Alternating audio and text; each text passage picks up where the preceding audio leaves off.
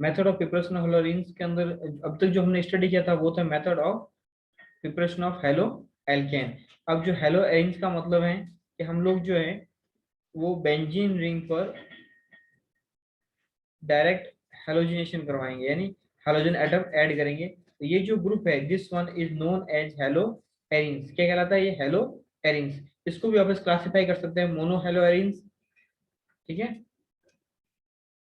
Die hello arenes, try hello arenes. इस तरीके से जितने हेलोजन ये ग्रुप अटैच होंगे, एक्स जितने अटैच होंगे, यहाँ से भी अटैच हो सकता है, यहाँ पर भी हो सकता है।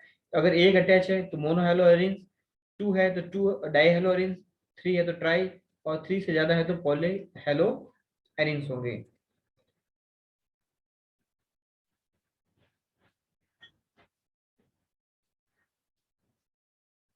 यहाँ देखो अब, तो जो direct halogenation of aromatic ring है वो किससे करवा सकते हैं हम लोग? डायरेक्ट हेलोजिनेशन हम करवा सकते हैं from the passing of molecular halogen X2। X2 पे यहाँ पर क्या हो सकता है?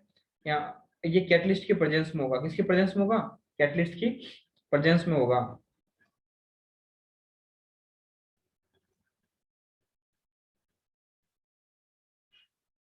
तो यहाँ पर जो ये बेंजीन रिंग है, इस बेंजीन रिंग की जो साइड एक्टिव साइड कौन कौन सी है?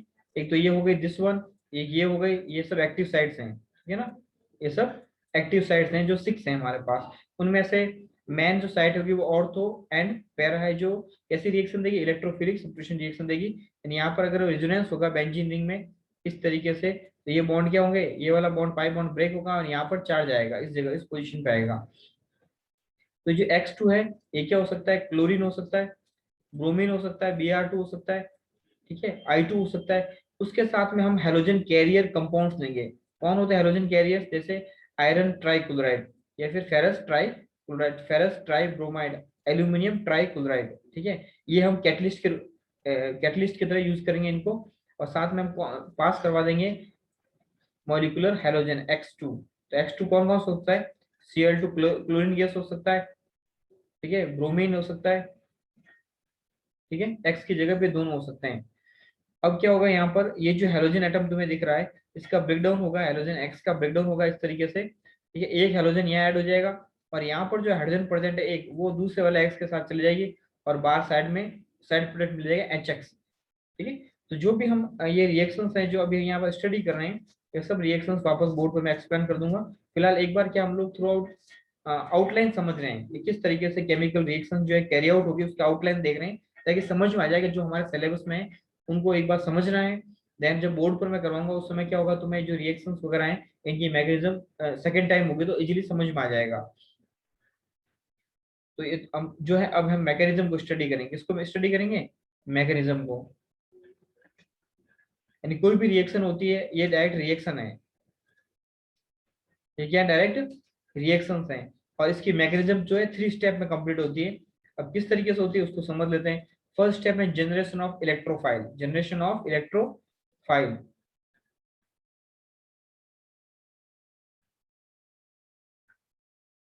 अब जनरेशन ऑफ इलेक्ट्रोफाइल का मतलब क्या होगा? इलेक्ट्रोफाइल जनरेट कैसे होगा? इलेक्ट्रोफाइल जनरेट होगा in presence of Lewis acid. Lewis acid का मतलब इलेक्ट्रॉन डेफिशिएंट स्पीसीज, जैसे आयरन क्लोराइड लेंगे। अगर हमें क्लोरीनेशन करवाना है, क्लोरीनेशन का मतलब क्या ऐड कराना है? क्लोरीन ऐड कराना है।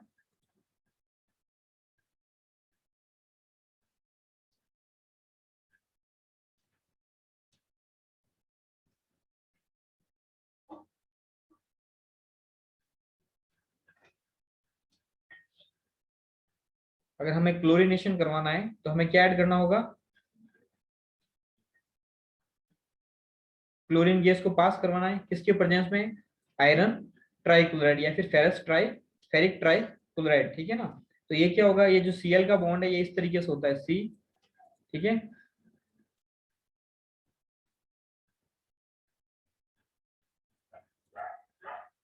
तो ये Cl इस तरीके से होगा, Cl2 का बॉन्ड जो होगा, क्लियर है। अब ये जो Cl है, एक Cl किससे इंटरेक्ट होगा? इस Fe से इंटरेक्ट होगा, जिस कारण से बॉन्ड वीक हो जाएगा। और ये किसकी तरह एक्ट करेगा फिर? इलेक्ट्रोफाइल की तरह एक्ट करेगा, पॉजिटिव चार्ज की तरह। और ये किस पर अटैक करेगा फिर? देखो ये पॉजिटिव हो गया इसके ऊपर, एक जो Cl था यानी पूरा बॉन्ड पेयर लेकर चला गया ये इसके साथ, और ये किससे अटैच हो जाएगा? Cl नेगेटिव आयन ये अटैच हो जाएगा आयरन से, जो बना देगा FeCl4, ठीक है ना, कॉम्प्लेक्स बना देगा एक FeCl4 माइनस। ये एक अनस्टेबल कॉम्प्लेक्स है, कैसा है ये, अनस्टेबल है। और साथ में बनेगा ये दिस वन, ठीक है। और ये इलेक्ट्रोफाइल किस पर अटैक करेगा, ऑर्थो एंड पैरा पोजीशन पर अटैक करेगा। कहाँ अटैक करेगा, ortho and para position.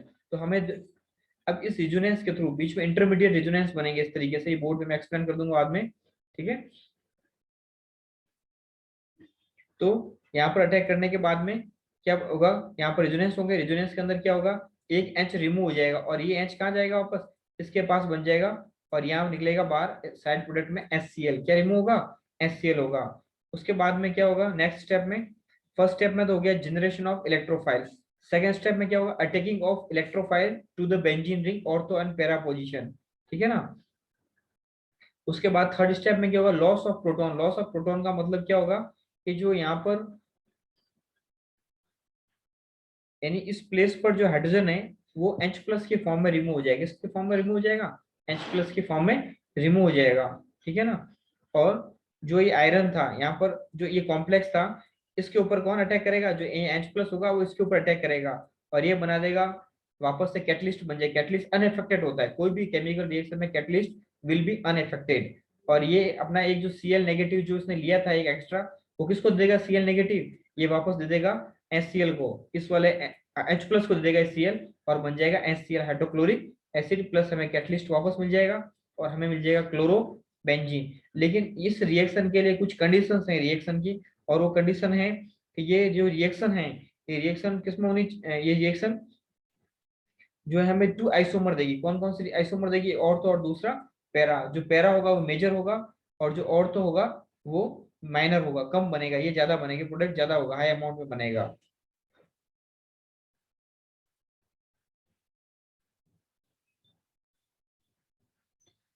In this reaction with fluorine is violent and cannot be controlled। यानी जो अभी रिएक्शन है इसमें हम क्या क्या ले रहे हैं, यहाँ पर हम देखेंगे तो हम लोग यूज कर रहे हैं बार बार जो कंपाउंड तुम्हें दिख रहा है कंडीशन, ये फ्लोरीन है, ठीक है ना।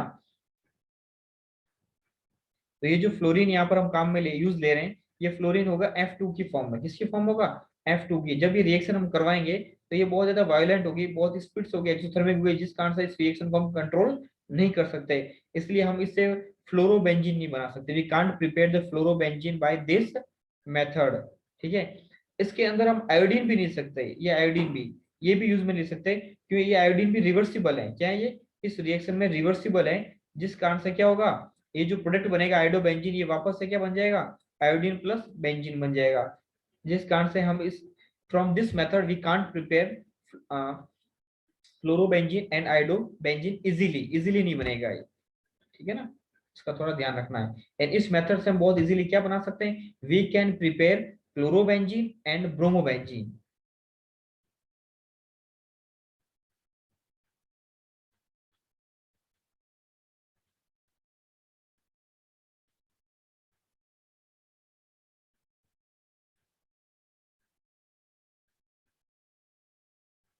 So the reaction is carried out in the presence of oxidizing agent to oxidize HI। ये जो हाइड्रोजन आयोडाइड बनेगा, अब देखो इस रिएक्शन में बहुत ध्यान से समझना कि जो हाइड्रोजन आयोडाइड बन रहा है वो HI क्या कर रहा है, ये रिएक्शन को रिवर्स करवा रहा है, ये रिएक्शन को रिवर्स करवा रहा है बाय प्रोडक्ट। अगर हम इस बाय प्रोडक्ट को क्या करें, दूसरी जगह यूटिलाइज कर दें या इसको क्या कहते हैं ब्रेक करवा दें, तो इसके अंदर इसके लिए हम क्या यूज में लेंगे, ऑक्सीडाइजिंग एजेंट यूज में लेंगे, ठीक है।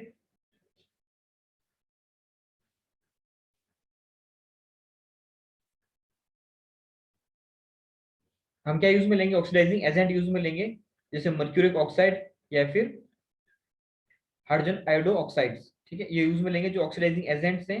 और ये HI जब स्टेबल नहीं रहेगा तो आयोडो बेंजीन क्या हो जाएगा, प्रिपेयर फॉर्म में रह जाएगा, रिवर्सिबल नहीं होगा, ये रिवर्सिबल नहीं होगा। बोर्ड पे समझा देंगे आपस रिएक्शन, कोई प्रॉब्लम नहीं है। अगर कोई डाउट है तो नेक्स्ट जब क्लास होगी उसमें तुम पूछ सकते हो डाउट वाली क्लास में।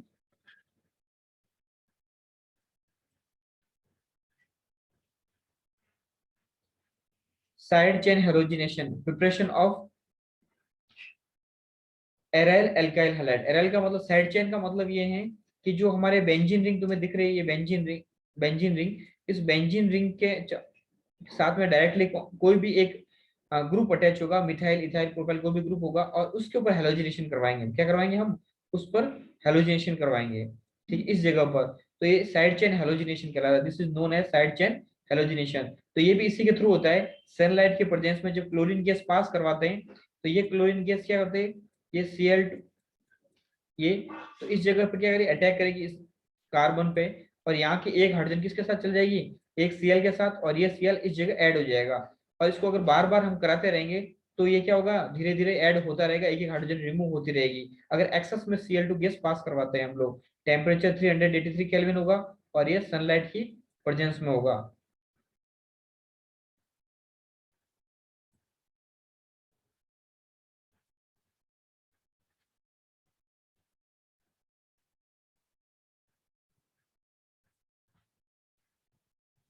If Cl2 is excess, then the all halogen are replaced by the Cl.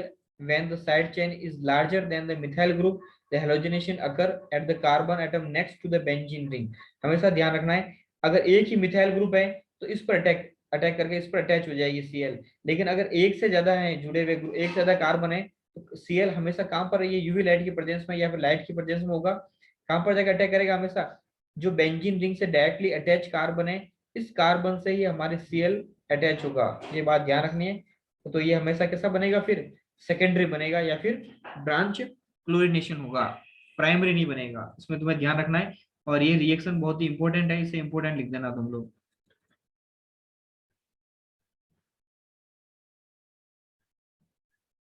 यहाँ पर जो अभी ये हमने यूज में लिया है, ये रिएजेंट्स यूज में लिया है, this one chlorine gas, UV light, और ये टेम्परेचर यूज में लिया है। इसकी जगह पर हम दूसरा रिएजेंट भी यूज में ले सकते हैं, और वो हमारा जो रिएजेंट है वो है ये वाला थायोनाइल क्लोराइड है, इन प्लेस ऑफ Cl2। मतलब क्लोरीन गैस की जगह हम ये भी यूज में कर सकते, ले सकते हैं रिएजेंट, दिस वन। तो भी प्रोडक्ट हमें यही मिलेगा।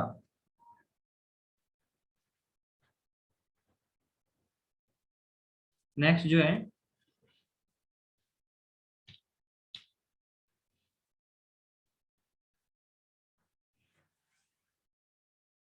फ्रॉम डायजोनियम सॉल्ट, ये इंपॉर्टेंट है, ये हमारे 13 नंबर चैप्टर में वापस रिएक्शन आएगी, इसे इसे अभी ध्यान से समझ लेना। और ये एक नेम रिएक्शन है, साइंटिस्ट के नाम से, साइंटिस्ट ने इसे हमें एक्सप्लेन करके समझाया था, पूरा रिएक्शन को कैरी आउट किया था, उसके बाद एक्सप्लेन किया था। तो इससे जो रिएक्शन है जो समझाई थी, उनका नाम था सैंड मेयर। क्या नाम था? Sand mayor. तो ये मैं हाईलाइट कर देता हूँ, यहाँ पर देखो सैंड मेयर रिएक्शन भी, this is known as Sandmeyer reaction, ठीक है ना।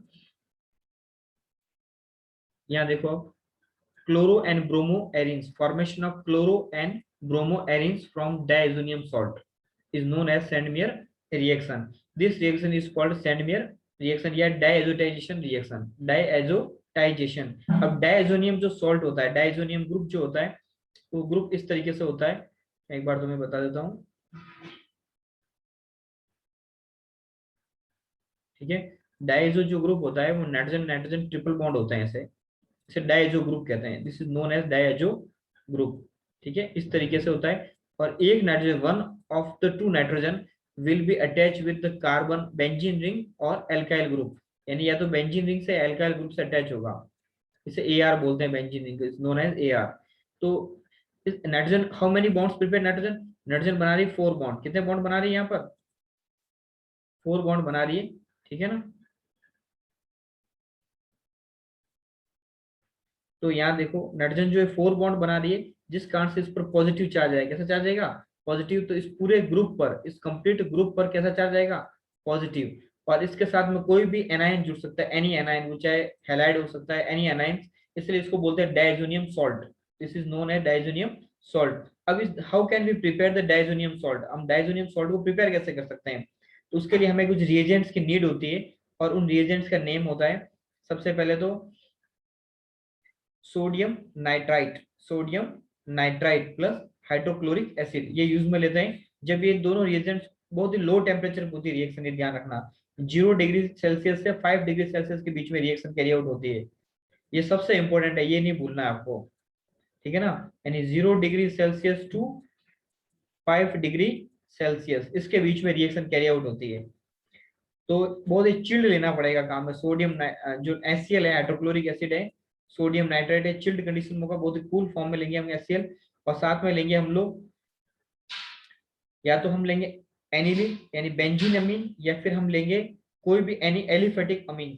उसके अंदर क्या ऐड कर देंगे हम लोग, sodium nitrite plus hydrochloric acid. तो ये सोडियम नाइट्राइट और हाइड्रोक्लोरिक एसिड एक दूसरे से रिएक्ट होंगे, और रिएक्ट करने के बाद में क्या होगा, ये जो हाइड्रोजन है इस सोडियम को रिप्लेस कर देगा, ठीक है ना। और रिप्लेस करने से क्या बन जाएगा, नाइट्रस एसिड बन जाएगा। The nitrous acid is form HNO2, क्या बन जाएगा, HNO2।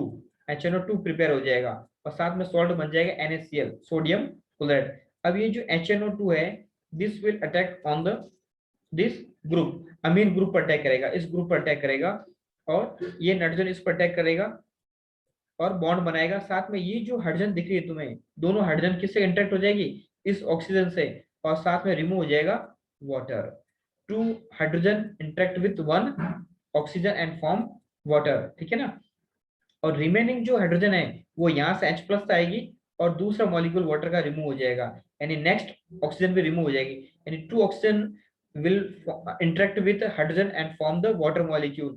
एंड ये जो नाइट्रोजन है ये किससे अटैक करेगा, इस नाइट्रोजन पे करेगा, और ये बना देगा नाइट्रोजन नाइट्रोजन ट्रिपल बॉन्ड, ऐसे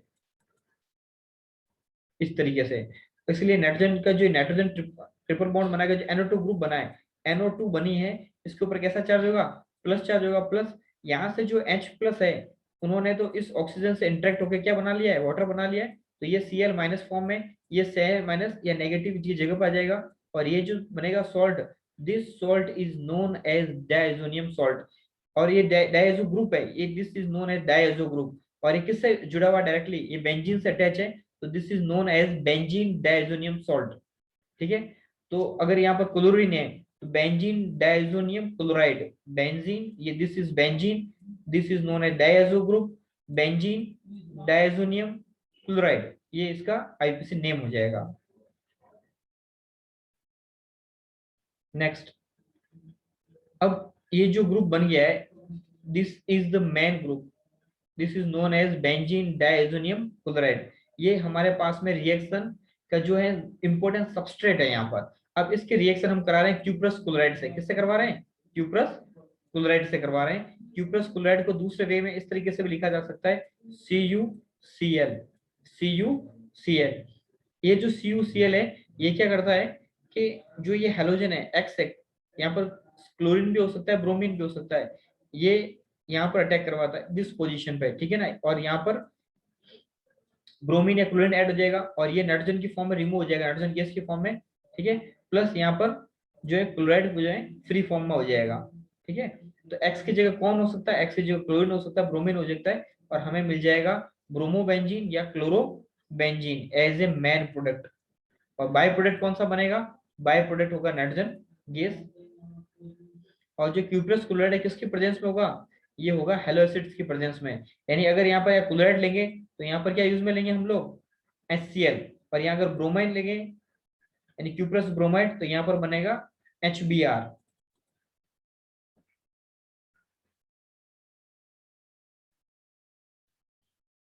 तो we can prepare the chlorobenzene, क्या बना सकते हैं हम यहाँ पर, chlorobenzene from Sandmeyer reaction. क्या बना सकते हैं हम लोग, क्लोरोबेंजीन। यानी यहाँ पर जो एक कॉपर है, इस कॉपर जगह CuCl भी ले सकते हैं, स्लैश में कॉपर ब्रोमाइड भी ले सकते हैं। अगर कॉपर ब्रोमाइड लेंगे तो क्या प्रिपेयर होगा, कॉपर ब्रोमाइड लेंगे तो बनेगा ब्रोमोबेंजीन। क्या बनेगा, ब्रोमोबेंजीन, Br2। और अगर हम लोग यहाँ पर क्लोरीन लेंगे तो बनेगा क्लोरोबेंजीन।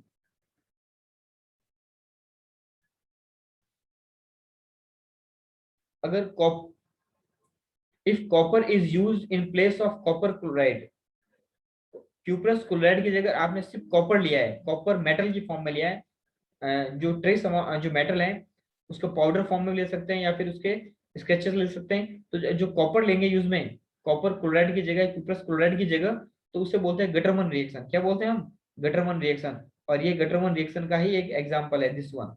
यहाँ पर देखो हमने कॉपर लिया है in instead of cuprous chloride. अगर कॉपर यहाँ पर अगर गटरमन रिएक्शन आ जाए तो रिएक्शन का सेटअप सेम ही रहेगा, सिर्फ एक कैटलिस्ट चेंज हो गया और यहाँ कॉपर आ गया क्यूप्रस क्लोराइड की जगह। और इनका साइंटिस्ट जो थे गटरमन जो थे साइंटिस्ट, उन्होंने इसको प्रिपेयर करके बताया था, और इसलिए this reaction is named as a Gattermann reaction.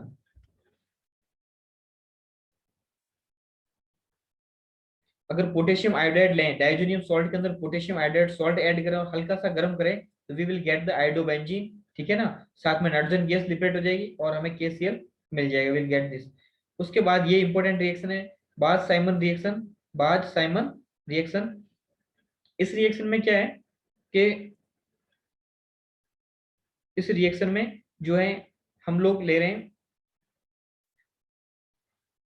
Hydrogen boron fluoride, hydrogen या फिर हेलो बोरो फ्लोरीन भी कह सकते हैं, हाइड्रोजन बोरो फ्लोरीन भी कह सकते हैं। ये बोरॉन है, ठीक है ना, और ये कॉम्प्लेक्स फॉर्म है इस तरीके से।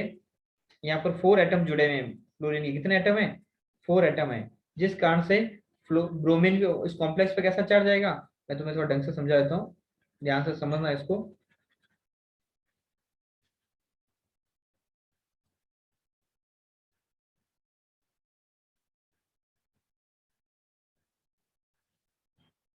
ये बोरॉन है हमारा, इस बोरॉन से क्या है, 4 फ्लोरीन जुड़े हुए हैं। अब बोरॉन की वैलेंसी क्या है, बोरॉन की वैलेंसी 3 है, तो मैक्सिमम 3 अटैच होंगे, तो ये न्यूट्रल फॉर्म में बनाएगा, क्या बनाएगा ये, न्यूट्रल होगा, ठीक है, ये न्यूट्रल होगा। लेकिन अगर एक और फ्लोरीन ऐड हो गया तो ये कोऑर्डिनेशन बॉन्ड होगा, जिस कारण से इस पूरे कॉम्प्लेक्स पर कैसा चार्ज जाएगा, नेगेटिव हो जाएगा, तो इस पर H+ ऐड हो जाएगा, ठीक है। तो ये एसिड की तरह एक्ट करेगा, किसकी तरह एक्ट करेगा, एसिड की तरह एक्ट करेगा।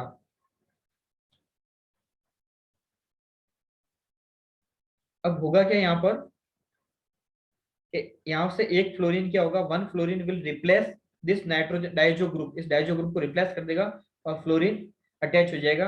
यानी हम इसमें जब ये रिएजेंट ऐड करेंगे एट लो टेम्परेचर पे ऐड करने के बाद हल्का सा हीट देंगे, तो क्या होगा, यहाँ पर फ्लोरीन ऐड हो जाएगा और हमें मिल जाएगा बोरॉन ट्राइफ्लोराइड और नाइट्रोजन गैस। ये बाई प्रोडक्ट की फॉर्म में निकलेंगे, दोनों के दोनों both will be come in by product form, और मेन प्रोडक्ट हमें ये मिल जाएगा फ्लोरोबेंजीन, जो आसान इजी प्रोसेस नहीं है प्रिपरेशन करना, तो हम इस मेथड के थ्रू आराम से हम फ्लोरोबेंजीन प्रिपेयर कर सकते हैं। और इस रिएक्शन का नेम रिएक्शन है ये भी, हालांकि मेंशन नहीं है हमारे एनसीईआरटी की बुक के अंदर, फिर भी तुम्हें थोड़ा इसका ध्यान रखना है।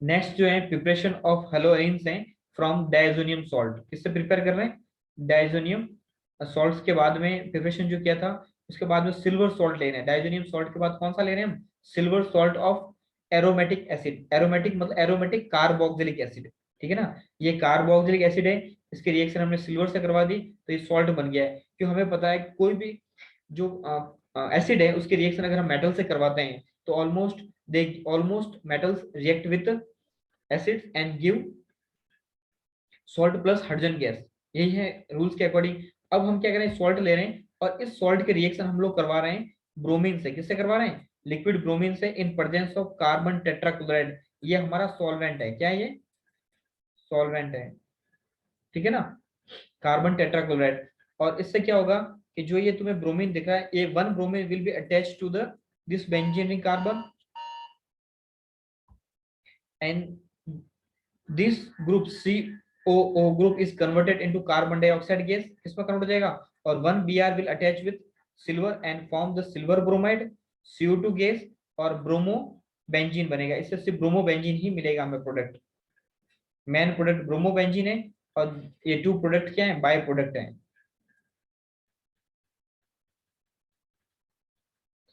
और ये भी एक नेम्ड रिएक्शन है, ठीक है ना, और इस नेम्ड रिएक्शन को बोलते हैं हुंस डीकर रिएक्शन।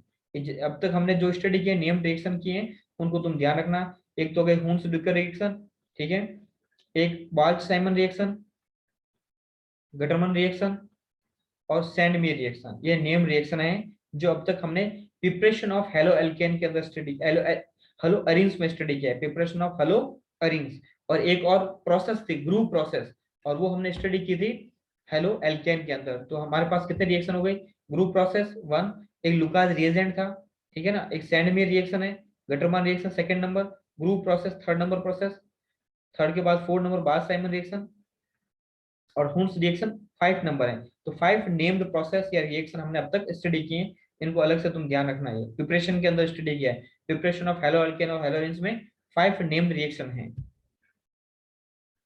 अब नेक्स्ट जो हमारा है वो टॉपिक है physical property of hello alkane and hello arenes. वो हमारा मेन टॉपिक है, लेकिन अभी हम स्टडी करेंगे preparation physical property of hello alkane, उसको हम समझेंगे। अब फिजिकल प्रॉपर्टी में कौन कौन से पार्ट आते हैं? फिजिकल प्रॉपर्टी में आता है physical state, colour, solubility, density, melting and boiling point, inflammation nature यानी कितना जल्दी वो बर्न हो सकता है, डाइपोल मोमेंट, बॉन्ड लेंथ। ठीक है, ये सब किसके पार्ट है? They all are part of physical property of any compounds matter, यानी कोई भी मैटर होगा, कोई भी कंपाउंड होगा, उसके फिजिकल प्रॉपर्टी के ये मेन मेन पार्ट हैं, यानी उसको हम क्लासिफाई कर सकते हैं फिजिकल प्रॉपर्टी को।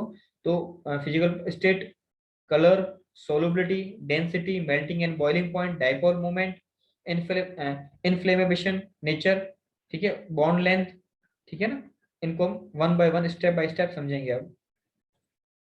तो सबसे पहले है फिजिकल स्टेट एंड स्मेल या ऑडोर, ठीक है, ये भी मेन पार्ट में आता है।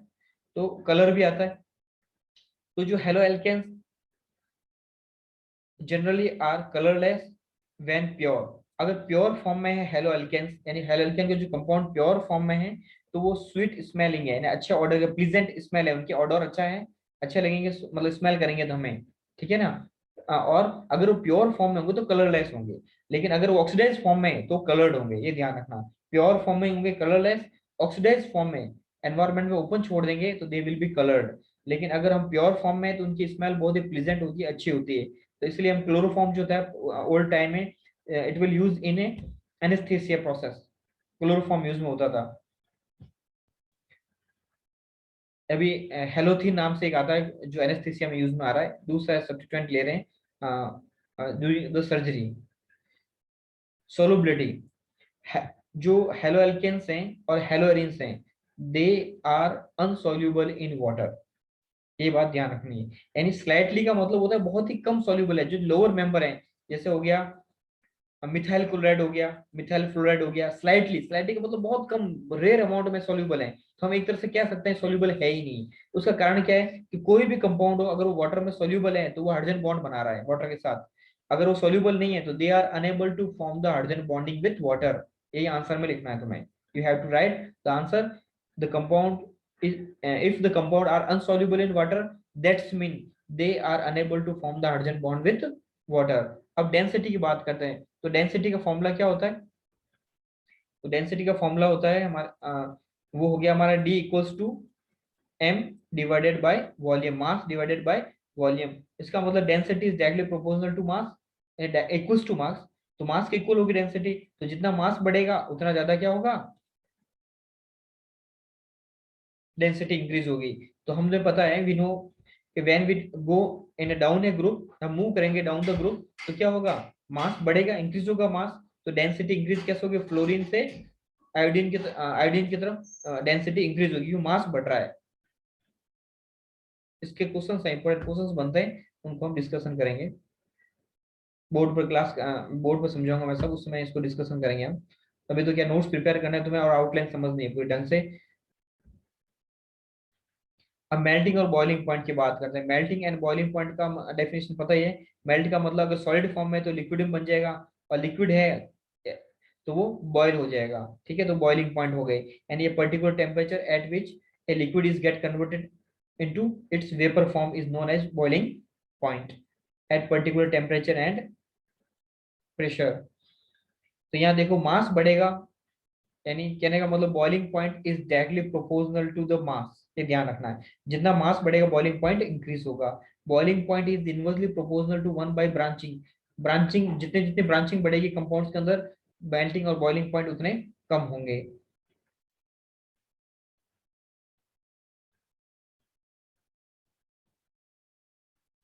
Next, inflammable. जो ये हेलोअल्केन हेलोइंस होते हैं, ये हाइड्रोकार्बन से कम इनफ्लेमेबल होते हैं, जल्दी फ्लेम में बर्न नहीं होंगे इजीली। इनफ्लेमेबल जो नेचर है इनका थोड़ा कम होता है। पोलैरिटी की बात करें तो इनकी पोलरिटी, ये हाइड्रोकार्बन से ज्यादा पोलर होते हैं। कारण क्या है कि इनके जो हेलोजन होता है इसकी इलेक्ट्रोनेगेटिविटी कार्बन से थोड़ी ज्यादा होती है। बॉन्ड लेंथ की बात करें, डाउन द ग्रुप जाते हैं तो एटॉमिक साइज इंक्रीज होती है, एटॉमिक साइज बढ़ेगी तो बॉन्ड लेंथ इंक्रीज होगी।